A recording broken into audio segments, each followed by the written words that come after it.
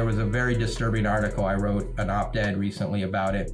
There was some stuff that came out from the federal government about autism, and that it was a disease from vaccinations and they were going to cure it, and that these poor individuals can't love, can't go out on dates, and can't write poetry. Where they came up with this information, I have no idea, because I serve thousands of people with autism, and I've been there when they write poetry or draw pictures that we have on the wall. We have a couple that I talk to all the time that got married in the 60s when they were told they couldn't. And when hearing Roger talk, they wrote a movie about it, Normal Like Us.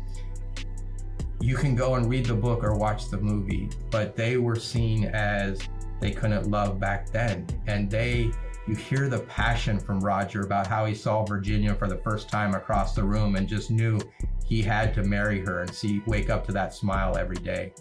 You can't tell me that that's not love. Yeah, that's good, man. I think just educate and get to know people. It's like anything else. You got to get to know people. Don't make judgments on what you see on the outside.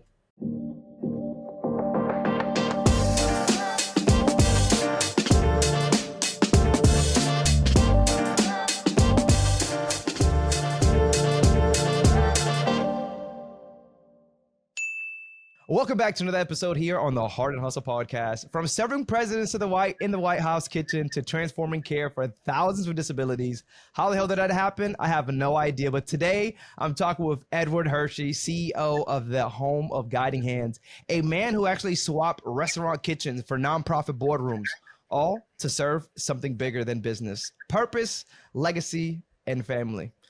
Edward, you've gone from feeding Navy brass to leading one of the most impactful disability organizations in California. When did you actually first realize your life was actually meant to serve others and not just succeed in business? That's a very interesting question, because I moved into serving and I don't really know that I realized it for many, many years later. So, my journey in life has been really interesting, had a lot of opportunity. Started when I was getting ready to finish high school. Didn't know what I wanted to do after high school. So I joined the Navy. As at that time, it was a way, I knew I wanted to go to college, but I knew I couldn't afford college. And so going to the Navy was a means to an end. In that, I had already had a passion for cooking. Grew up in my grandmother and great grandmother's kitchen. Just big family, always a great time around the dinner table. My family always got together for Sunday dinner, regardless of what we were doing. Everyone was together, and that meant a lot to me. That was the time that family connected. That was the joy of cooking for everybody. So I continued that into the Navy. I didn't know what I wanted to do, knew I loved cooking, so I was going to cook. Ended up doing that in the Navy, worked with a squadron. We moved around a lot, had some great opportunities, went on some Westpacks. As you mentioned in my bio, I got to cook at the White House a couple times for President Reagan and Bush Sr. Some great experiences, and from there got out and continued that love of cooking. So got a couple restaurants, kind of fell into my lap, met my beautiful wife. She had a daughter with a disability. Got kind of connected to trying to find services for her, seeing the struggles that families had in that industry. And still, even though I was serving in the restaurant and got great joy from, feeding people and talking about that, never really connected the dots. That was up in Northern California, moved down to both my grandmother and great grandmother got diagnosed with terminal cancer. So we moved down to spend some time with them. And my wife fell in love with San Diego, said, why are we not living where this weather is beautiful? I'm tired of shoveling snow in the wintertime. So we moved back down to be close to family again. She got tired of me not looking for a job. She was able just to transfer down, I was looking for the right opportunity. She decided to try to escalate that process and told me I needed to go find some jobs today, and ended up getting offered two vastly different jobs. One was executive chef at the Marriott, and the other was running a soup kitchen for a local nonprofit here in San Diego, which ended up being one of the largest nonprofits under the guidance of Father Joe, serving thousands of people in both his residential care program and his kitchen. So I went to work for him, and he was the one who really changed my trajectory, brought me in, really mentored me for many years about the servant leadership mindset and giving back and using your talents, your God-given talents to help society and to help people. Yeah. And that really resonated with me. I worked for Father for 12 years before he retired, and then passed away shortly after that. And then I, from there, moved to where I'm at now, Home of Guiding Hands, and have been here for 10 years. So what a hell of a journey, man. What a hell of a journey. I actually want to start at Father Joe, someone that's mentored you, and you brought it up the first time I spoke to you. What's something that he said that still resonates and really guide your decisions today in the leader that you are? You know, one of these days, I think I'm going to write a book on the wisdom of Father Joe. One of the things that, so many things, but one that really sticks out is people would ask him, how were you so successful? What did you do? And he would not hesitate. Every time he would say, I hire great people and I get out of their way. And that's what he did. He went and he found the best of the best. He found diamonds in the rough, he would always call us, where, you look at his development team when he first started, they were all young kids right out of college that had no experience, and he developed them and then set them loose. And now everyone has moved on to other organizations and are leaders within their areas. So his legacy, and that's what I really take from Father Joe, is the importance of legacy. He was very involved in the Catholic Order of Boy Scouts, in the homeless, as well as the Catholic Church.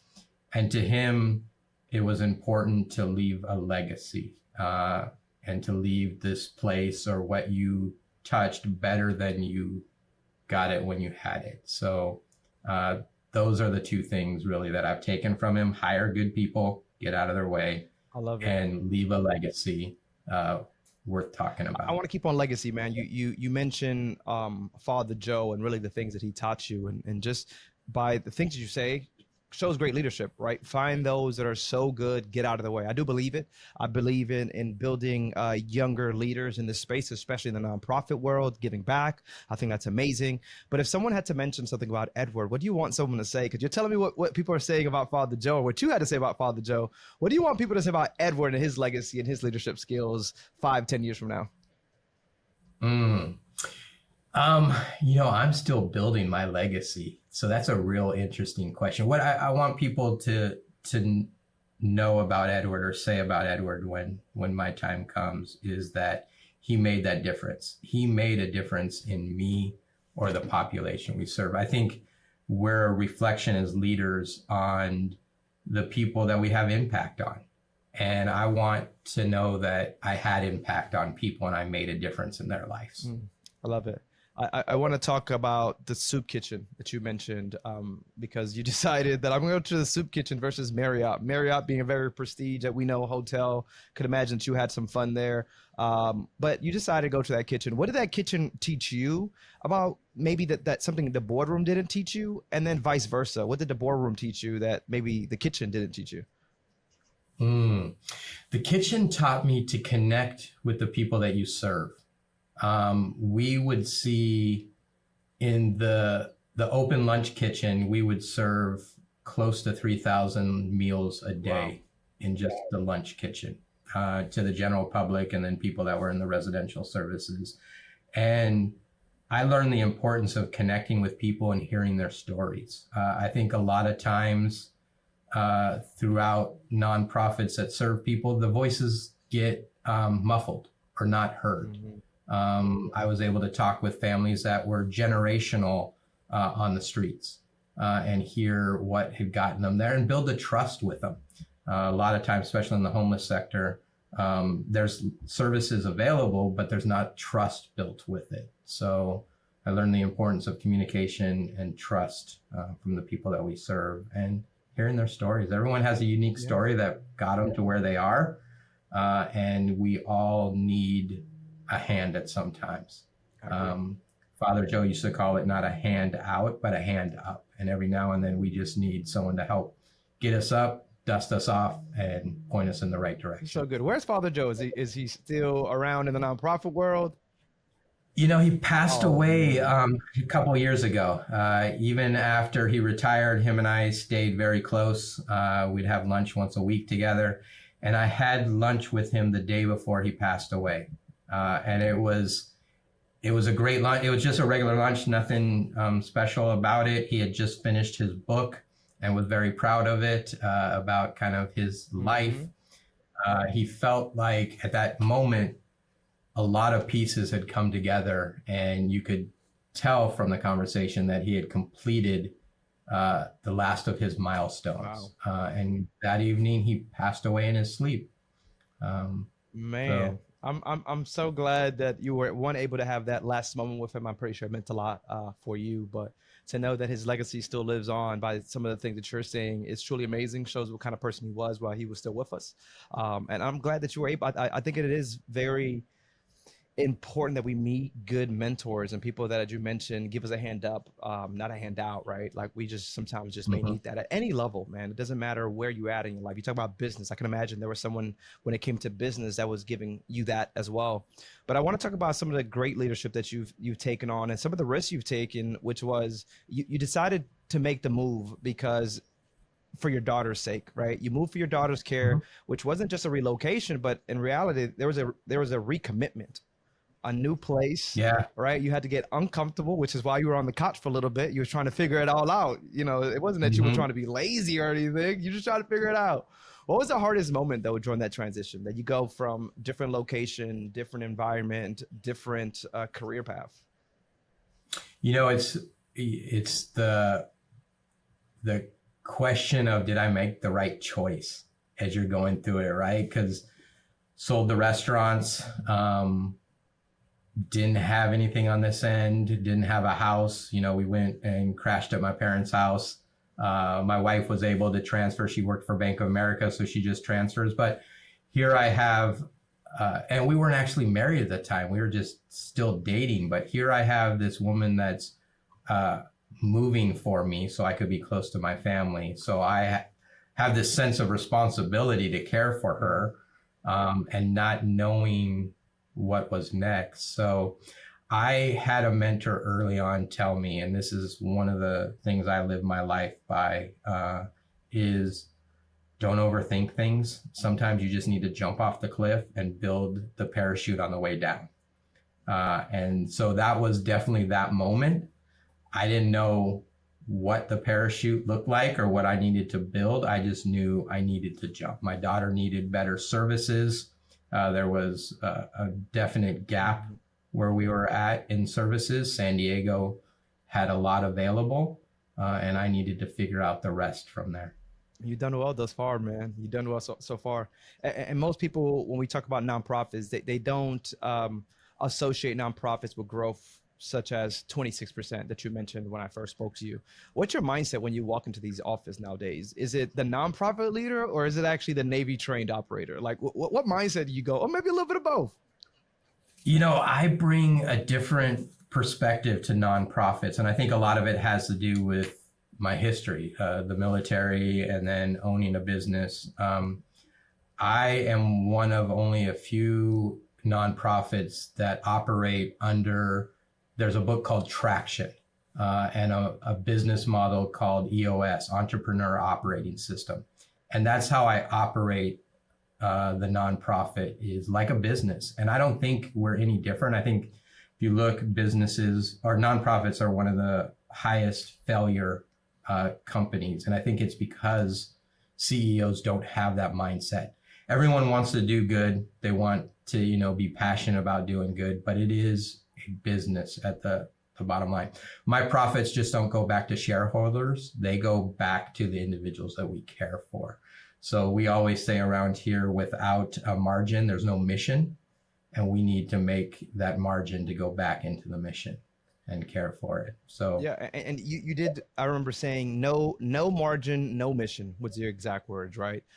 Has there ever been a time you actually had to make a tough call in order to actually protect the mission? There is, and it's sometimes you're making calls that are totally mission driven and not necessarily business. We run one of the programs that we run is a transportation. It's been in the red for a number of years. We work to try to get it as close as we can to breaking even, but we understand that that's one of our lost leaders. But it is critical to the mission that our people have transportation of the doctors, access to their programs, access to the community. So we see that as more a mission driven, but we need to look at that lens between mission and margin and constantly balance those. When I find myself in those moments, though, that's where we try to get creative, or we try, we were involved in the advocacy for better rates for those transportation. So just recently we got an increase that now has brought that above the line. And so it's not a loss leader anymore. So instead of stopping programs, it's been advocating for how can we do them differently? How can we do them better? How can we do them more efficiently? I love what you're doing. I love the mindset you went in there with. I do agree that nonprofits are businesses. I am currently in a space where I've taken over a nonprofit and realized that it just needs a little bit of change, right? A little bit of rebuild, a little bit of mindset shifting. Because there's so much low-hanging fruits I believe leaders and organizations don't even see because they don't have that business side of things, right? Someone that has ran a restaurant, I believe one of the hardest damn things to do is build a restaurant, because I've been in your shoes, so I get it. But you've really excelled. And how do you continue to excel now when we're talking about innovation and AI actually being at the forefront of conversations such as how do we continue to utilize as a resource AI in nonprofits and healthcare spaces? We're going through so many cuts at a legal level, right? So a lot of organizations are feeling that as well. How are you staying in touch with that, man? Especially when it comes to trying to engage the community without having to put so much more people behind it. Oh, man, you touched on a lot of things right there. I don't want to miss the AI piece because I think that's really important. I think that's an area that all businesses, especially nonprofits, should be focusing on putting resources in. There's a great book out there. What you've done to get here is not what's going to get you to the next level, or something to that effect. But AI is the next big leap.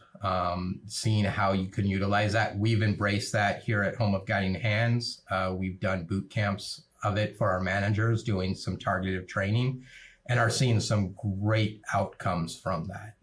We're using that to look at all a client's data and come up with case plans to better serve them, or training for staff to better do that. We're looking at AI to augment some staffing and look at how can we run better services for the people that we served. We're just breaking ground right now on some cutting edge VR therapy for individuals with autism, and to better equip them with opportunities to engage in their community. So I think there's a lot out there, and it's moving quick. And that takes me to the other point that you mentioned. And it's, I think one of the things that separates Home of Guiding Hands, or what has excelled us, is we're quick and fast on what we do.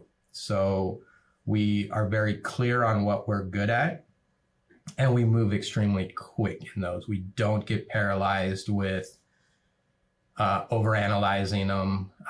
In the military, I learned move adjust, move, adjust, move, adjust. Where a lot of times I think nonprofits sit there and overanalyze or want to pilot test or what does this mean?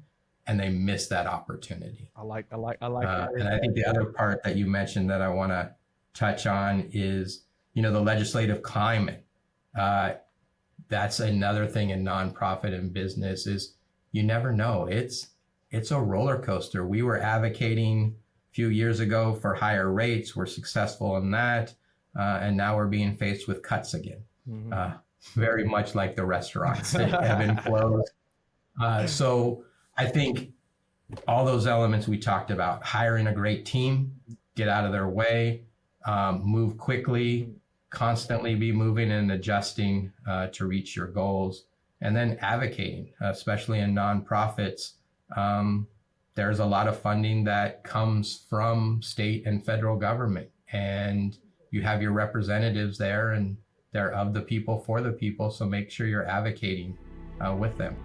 If the Hart Hustle podcast has ever sparked any idea or made you think differently, do us a favor. Make sure to guys share this, post it on LinkedIn, or even text that nonprofit friend that you just have. Whatever works, this is what keeps the conversation going and allows us to just grow this community together. Seriously, we appreciate you. I love it. I love that when I ask these questions, you just started to smile like, yes, talk more about this. And I love that you're so like, we don't want to fall behind. Let's start doing it. We pivot. We'll find the way out, right? Because that's just what it is. Sometimes you got to just throw things at wall and see what sticks. But you're in a situation where you have that mindset, but now you have a team that may be a little bit kind of falling in love with the old ways. When you're constantly pushing the next wave, how do you actually help people kind of let go of the old and in with the new? I can only imagine you getting some pushbacks, especially with all this new technology innovation happening. Oh, yeah. Change management. I went back to school just to get some training on that part of it. We're very fortunate here at Home of Guiding Hands. We're up to 1,200 employees and constantly growing still. I have a large percentage of employees that have been with us for several years. We've been in business for over 5 decades. My longest term employee has been with us for 48 years. Since the beginning of times. Oh my God. Yeah. Great. They bring a great historical view on things, lessons learned over the years, but sometimes they're resistant to change. So as we go through change management, the team is very familiar on what got us here is not going to get us there. That mindset. We are constantly looking at like Six Sigma. How can we improve the processes we are doing? And we keep that focus on the why. For us, our mission is to improve the lives of those we serve. And we hold that in the forefront. If you go into my boardroom, or anywhere in our facility, there are client pictures everywhere looking. And that's to keep front and center, who are we here to serve and how do our decisions impact them? So we keep that very focused. We're all driven to our mission and see change as the means of doing that. So I love it, Edward, because this is not just a mission for the people. It's truly a mission that you fight for because it's so close to home.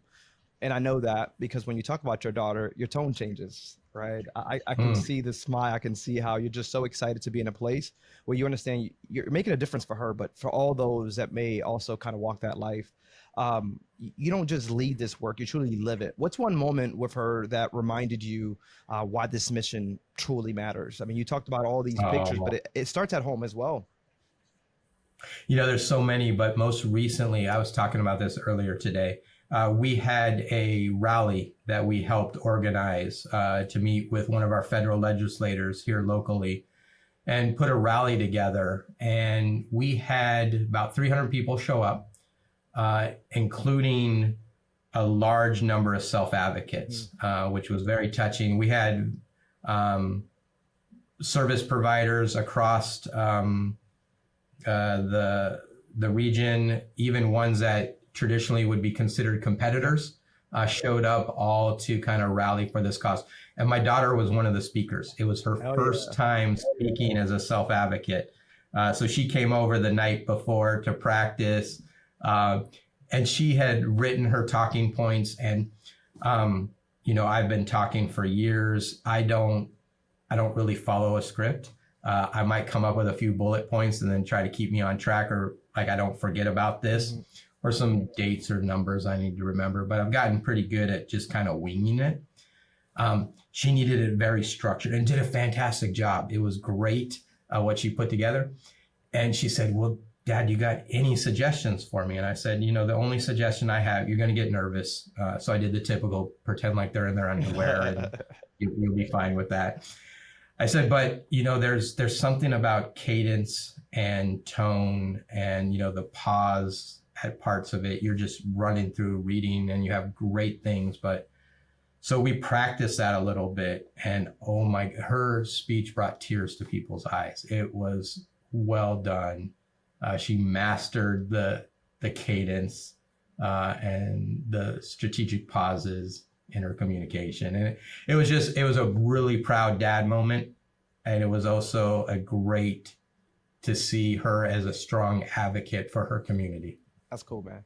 And all to your leadership, man. I can imagine a happy, dad for sure, just sitting on the wing side, just smiling ear to ear on hearing her, probably getting a little emotional yourself. What do you think she's actually taught you about leadership? She is the most caring person you'll ever meet. She has Williams syndrome. I don't know if we covered it. It's very similar to like Down syndrome. One of the things though is a immense connection and compassion for people. The moment she meets you, she'll thinks you guys are best friends. But she has this uncanny ability to remember years later what your first conversation was about, what you were wearing, and be able to connect to that when she sees you again. So it's reinforced for me the importance of connecting with people, and some of those remembering, when you and I talked and some of the communication we had about that, being able to remember those parts, I think connects you with people at a different level. No, that is really good. I love it.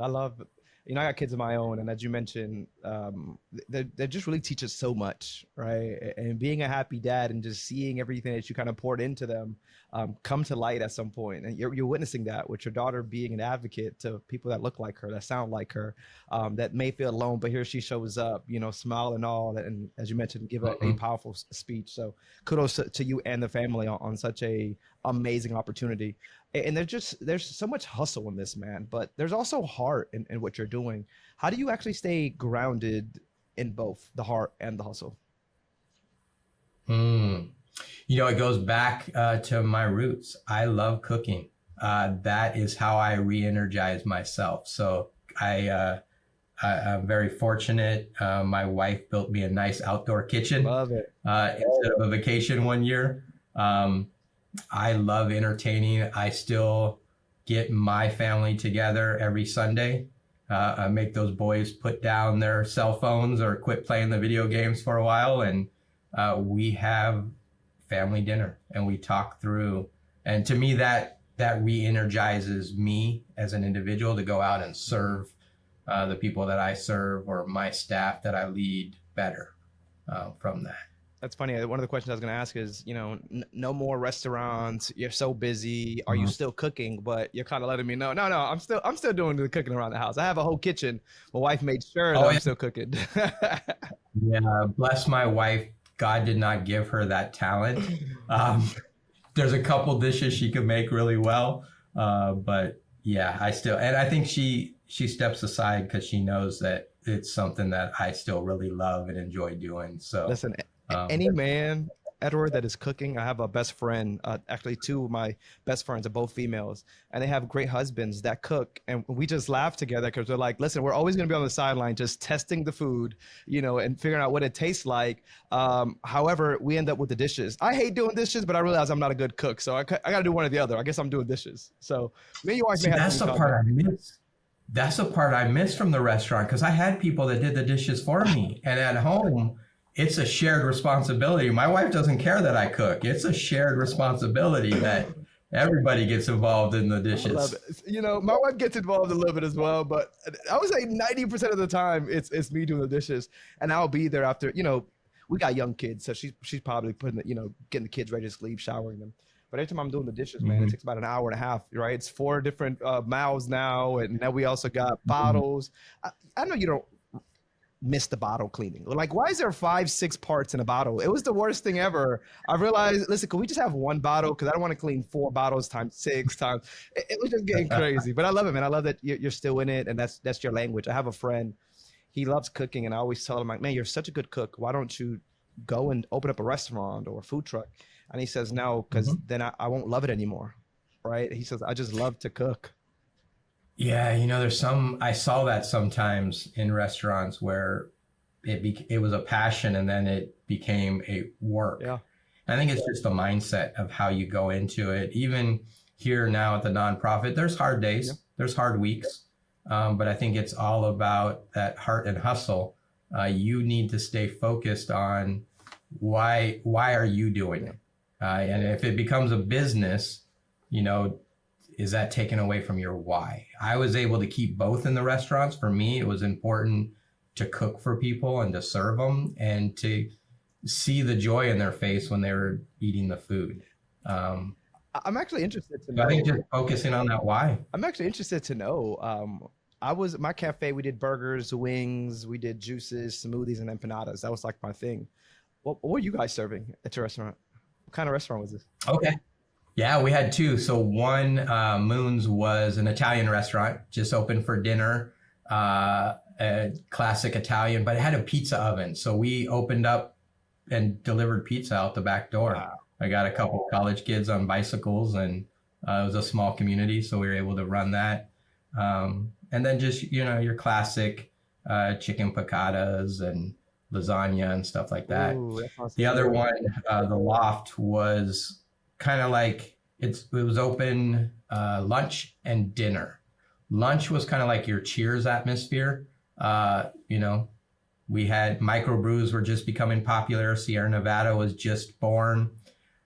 So we had burgers, fries, sandwiches, and people would get together during lunch for just a good old time. Dinner kind of upscaled. That had kind of fine dining upstairs. Downstairs was kind of a little level up from lunch, but still kind of casual, and then had an outdoor patio.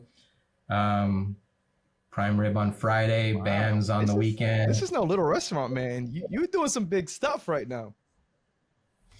It was, meeting the community's need. It was a large college town, had a large tree milling sawmill service. So we fed the need, but there was always the hustle. And, you talk a lot about that in your podcast, and that's what made me successful. When I saw opportunities, we quickly moved on how could we take advantage of that opportunity. We were a big logging community. So a lot of forest fires and the service workers. So we opened up, got a contract with the Forest Service, and we opened up 24/7 whenever they needed food. I had staff there ready to go, cook them food, and amazing, meet the need. Amazing, man, amazing. As we start wrapping up, I really want to touch on something that I hear a lot in the disability community. 50 years ago, disability care actually looked like institutions and isolation.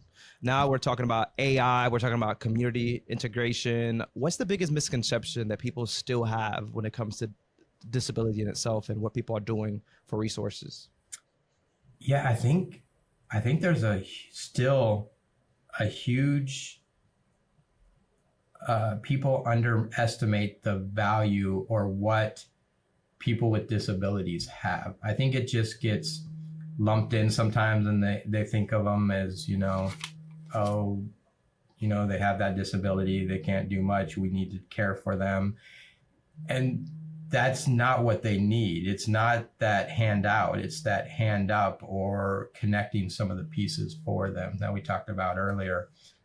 We have individuals that we serve that have jobs, that are paying taxes, that are living independent. You and I talked last time, my daughter moved out during COVID and lives with 3 roommates and has all the challenges that a young 20-year-old woman would have, or there's no difference. I really believe that where individuals have disability, God has given them other talents.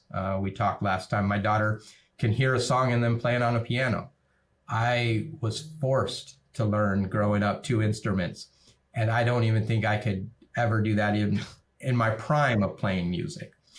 So I think I would encourage your listeners to really get to know people with disabilities. You will be surprised to understand that they have hopes and dreams. There was a very disturbing article. I wrote an op-ed recently about it. There was some stuff that came out from the federal government about autism, and that it was a disease from vaccinations and they were going to cure it, and that these poor individuals can't love, can't go out on dates, and can't write poetry. Where they came up with this information, I have no idea, because I serve thousands of people with autism, and I've been there when they write poetry or draw pictures that we have on the wall. We have a couple that I talk to all the time that got married in the 60s when they were told they couldn't. And when hearing Roger talk, they wrote a movie about it, Normal Like Us. You can go and read the book or watch the movie, but they were seen as they couldn't love back then. And you hear the passion from Roger about how he saw Virginia for the first time across the room and just knew he had to marry her and wake up to that smile every day. You can't tell me that that's not love. So yeah, it's good, man. I think just educate and get to know people. It's like anything else. You got to get to know people. Don't make judgments on what you see on the outside. That's the relationship building, right? It's all getting to know people, communicating, get to know who they really are, as you mentioned. Stop judging books by its cover. And I think we're in a time where almost every family may experience this at least once, whether it's now, whether it's in the future. So we have to get with the program now. And you've kind of seen this field evolve as being a leader in this space. Your daughter as well being really where you've seen it first, probably for the first time, when you realize, okay, I need to do more. I want to help this my young daughter. But what's the fight that still needs to be fought? I think the biggest fight right now is you hear a lot being talked about Medicaid funding, and that there's a big waste there. And I think that's the biggest fight we have right now. You mentioned earlier the institutes, and that's a dark time in our days. You can go Google Geraldo and Willowbrook, and it will take you to some videos on what the institutes were like. And it was inhumane what individuals had. They were put away, silenced, and forgotten about. And through advocacy and awareness, they have fought and gotten that, and now are productive members of their communities. I'm afraid that we're not learning from history as the United States looks at how are we going to meet this fiscal cuts that we're looking at. I don't know that news is being very transparent about it. I think depending on which news station you listen to, you get a version of the story that they believe in. I think people need to get educated, build up the information, and make an informed decision based on that. I love it, man. Well, I'm about to put you in the hot seat in just a bit. But before we get you in the hot seat, man, ask that blind question. For someone who's listening, who wants to do something, where can they really start? I mean, whether it's donate, whether it's volunteer, or be an advocate. Where do these individuals start to kind of help and spread the word? I think there's all kinds of opportunities. In the nonprofits, we always call it time, talent, and treasure. That's what we're looking from people. Either their time and their expertise, their talents, come help us do what we do, or their treasures, donate. I think every state, every community has programs. We're based home of Guiding Hands. You can go to our website at www.guidinghands.org, learn more information about us. But as I said, every community has programs. So the ARC has facilities in just about every community. They're a great organization to connect with, to learn about services. Each state has a Department of Developmental Services that helps manage their programs within the intellectual and developmental community. So I think that's another great resource to connect within your community. And then just in general, I think nonprofits fill an important need within our community. And I think as individuals, finding your why or what connects with you. For me, I kind of fell into homelessness early on in my career. That wasn't my passion there, but quickly became one. But it led me to and gave me the tools to be very successful where I'm at now, which is a greater contributor to my why of people with intellectual and developmental disabilities, making sure they're in their community, they're heard, and that they receive the services that they deserve. I love it, man. All right, so let's get into this blind question, man. Are you ready? Yeah. The last leader I put in the blind seat, in the hot seat, he's like, man, you should have prepared me. So he wanted to make sure that he gave me just as good for you as well. So this is Sean, by the way, another leader here in the nonprofit space. What's one thing you'd let go and one thing you'd take up to be more present in your life right now? You can thank Sean for that, by the way. Yeah. Thanks, Sean. That's a very interesting question. I think there's a lot of different, we could probably talk all day on just that.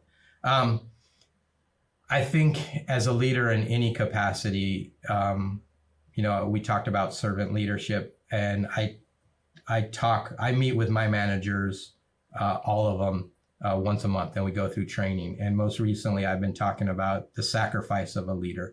And I don't know why anyone would want to be a leader, because you have to sacrifice things. A lot of work to do that. And Simon Sinek has a great book, Eaters Eat Last.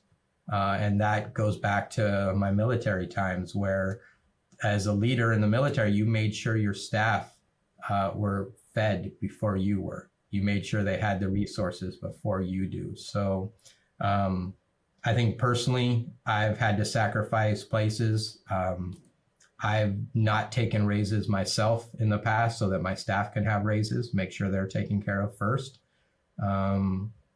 Most recently, I had to step down from some leadership positions within the Boy Scout community so I could focus on Homo Guiding Hands. I enjoyed going on those trips, whitewater rafting with my sons, but I really needed to spend time as we're navigating some of these rate reforms and potential cuts. So I had to focus on it. So I think as leaders, sacrifice is part of it. And you have to look at, again, focus back to your why. Why are you doing what you're doing? What's important? And those decisions become clear and are easy to make. Listen, well, that was a very tough question. You answered it so well, and I really, truly appreciate the answer to that. What is your blind question to the next leader that we have here on the Hart Hustle Podcast? Oh, I didn't know I get to ask. You also get to ask the question. Wow. Okay. I've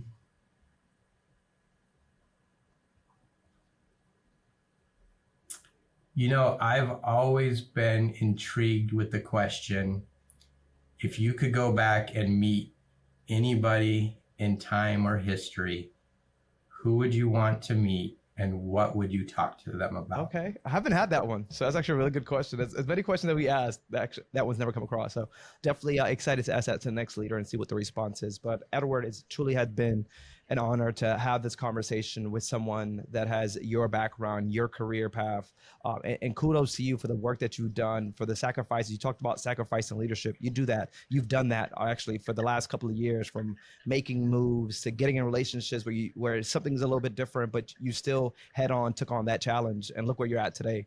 So thank you for just being so open and being yourself. Anytime I have these conversations and leaders always ask me, how do I prepare? I say, show up as yourself. And you did that podcast since day one. So I definitely appreciate you guys. If you guys are enjoying some of these episodes that we're having here with some of these amazing leaders, make sure you guys are sharing, you guys are commenting, you guys are subscribing as well. We continue to have amazing conversations with leaders. And you never know, maybe we're coming to your city and talking to your leaders. Guys, this has been a Hart Hustle Podcast. This is Edward Hershey. Make sure that you guys go ahead and follow him as well. Connect with him on LinkedIn. Go to the website. My name is Ephraim, Hart Hustle Podcast. We'll catch you guys in the next one. Laters.